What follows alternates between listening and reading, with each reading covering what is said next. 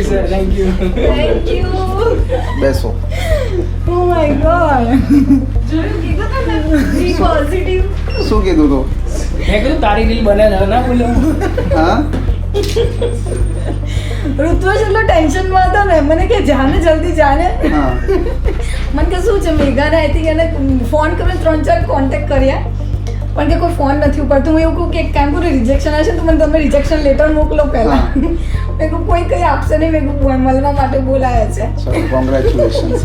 Thank ચલો you. અત્યારે શું કહેવા માંગો છો? તમારા જે પહેલાના 2 રિજેક્શન વિશે કહો, તમારી જે જૂની 2 ફાઇલ વિશે કહો, અને અમૃતપાલ વિઝને કેવી રીતે ગેરંટી આપી અને કેવી રીતે 100% વિઝા ગેરંટી સાથે તમને કામ કરી આપ્યું એના વિશે. મેં પહેલાં 2 જગ્યાએથી ફાઇલ મુકાઈ હતી, પણ ફર્સ્ટમાં મારે ફંડનો ને એનો પ્રોબ્લેમ આવ્યો હતો, તો એની લીધે રિજેક્શન આવ્યું હતું. પછી સેકન્ડ ટાઈમ એમણે મને એજન્ટે કીધું કે તમે મારે ફાઇલ્સ ફરીથી મુકાવો, પણ એક ટ્રસ્ટ પ્રોબ્લેમ આવી ગયો. મેં કીધું ના, હવે નથી મુકાવું મારે તમારી જોડે. ધેન મેં સેકન્ડ એજન્ટ જોડે મુકાવડાવ્યું હતું. તો ત્યાં 0% ટ્રાન્સપરન્સી હતી. કોઈ પણ ડોક્યુમેન્ટ્સ મને શો નહોતા કર્યા એમણે કે ભાઈ કઈ રીતે એમણે મારી ફાઇલ મૂકી છે. ઇવન કે મારા નામમાં પણ પ્રોબ્લેમ્સ હતું, બધા બહુ જ પ્રોબ્લેમ હતા એવી રીતે. તો ત્યાંથી પણ મને રિજેક્શન આવ્યું. પછી મેં તમને કોન્ટેક્ટ કર્યો, કેમ કે મારા હસબન્ડનું તમે જ કર્યું છે, એટલે તમારી જોડે કોન્ટેક્ટ કર્યો. તમે 100% શ્યોરિટી આપી કે ના થઈ જ જશે. અને પહેલા બી આપી દે તો એ તો તમે પહેલાં પણ આપી હતી, હું પહેલાં પણ તમારી જોડે આવી હતી. પણ પછી મારા હસબન્ડને મારા ફાધર અને ભાઈએ બધા એવું કીધું કે ના, હવે કરવું છે, ફાઇલ પ્રોપર કરવી છે તો અમૃતસરને ત્યાંથી જ કર. હવે કોઈ ચાન્સ આપણે લેવો નથી. ઓલરેડી આપણે બહુ જ રિજેક્શન 2 આવી ગયા છે ને બહુ ટાઈમ થઈ ગયો છે.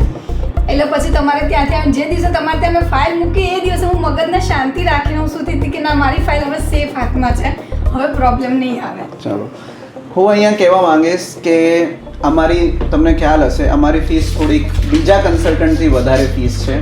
તો એના કારણે ભૂમિબેને બીજી જગ્યાથી ફાઇલ કરાવી.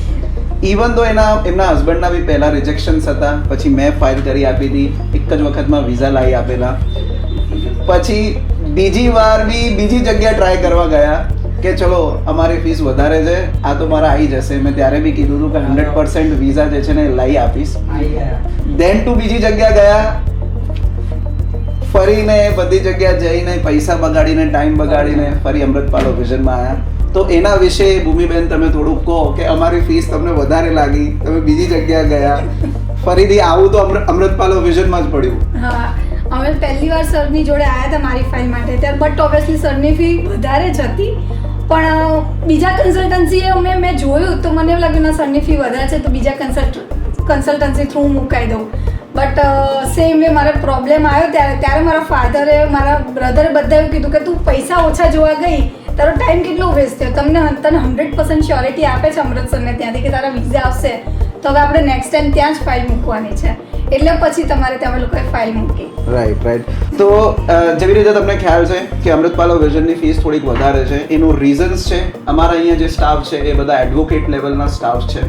LLB, MBA એ બધું એ લોકોની ક્વોલિફિકેશન્સ છે. 10 to 15 years એવરેજ એ લોકોનું એક્સપિરિયન્સ છે જે અમારા ત્યાં અમારી જે વિઝા એપ્લિકેશન્સ બધી હેન્ડલ કરે છે.